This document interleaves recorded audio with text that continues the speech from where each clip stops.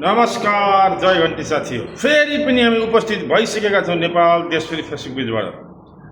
अब यो साँझको मौसम चाहिँ भर्खरै ड्युटीबाट आइसकेको अवस्था छ साथीहरू। सब एकदम ठिक राम्रो सन्चै आरामै छौँ।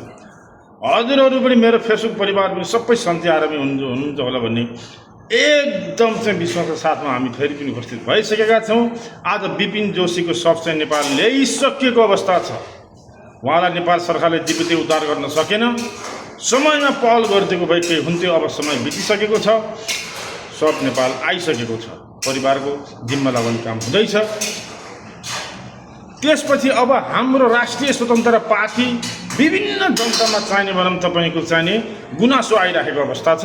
पार्टीभित्र भाँड भैलो भयो भने यतिखेर पार्टीका संस्थापक नेताहरू चाहिँ भाँड भैलो गर्ने चाहिँ होइन।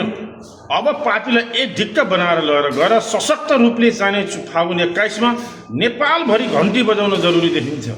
अब बाँडिएर छुटेर टुटेर होइन, अब एकजुट भएर हरेक जनताको घर दैलो बस्तीमा पुगेर जनताहरूलाई जगजगाएर ल यसपालि भोट घन्टीमा हाल्नुहोस्, हामी नेपाल बदल्छौँ, नेपाल बनाउँछौँ, भ्रष्टाचारको अन्त्य गर्छौँ, सुशासन ल्याउँछौँ, त्यसमा काम गर्छौँ भनेर जनतासित वादा गर्नु पर्यो। अब सरकारले अब सरकारमा रहेका चाहिने सरकार बनाउने कालखण्डको चाहिँ परिनिर्माण चाहिँ राष्ट्रिय स्वतन्त्र पार्टीले गर्नु पर्यो भन्ने हाम्रो र आम जनताको बुझाइ त्यही छ।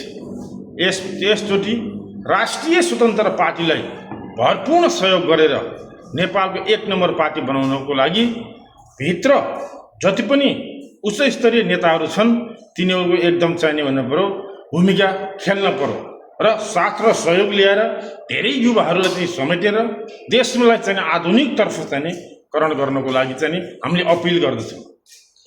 नेपालमा धेरै गफ भयो, काम चाहिँ थोरै भयो, विकास निर्माण धेरै सुस्त छ, त्यसले माथि भ्रष्टाचारमा लिप्त छन्, समयमा काम पुरा नहुने, युवाहरूको पलायन निराश बढ्दो छ, किसानहरूको पिरिमर्का त्यत्तिकै छ। जसो तसो गरेर उत्पादन गरिसकेपछि बेच्ने छैन, बेचेपछि नि भाउ छैन, किसानहरू मर्कामा र पीडामा छन्। त्यो पीडा मर्का कसले बुझ्ने? त्यही विभिन्न व्यथिति, भ्रष्टाचार, किसानको पीडा, उता व्यापारीको पीडा, हरेक चाहिने जनताको आवाज बनेर राष्ट्रिय स्वतन्त्र पार्टी एक डिक्काबाट अगाडि बढोस् र आम जनताको चाहना अनुरूप काम गर्न सकोस् भन्ने हाम्रो चाहना हो। अहिले आजै मात्रै 2-3टा पार्टीहरू निर्वाचन आयोगमा दर्ताको लागि लाइन बसेका छन्।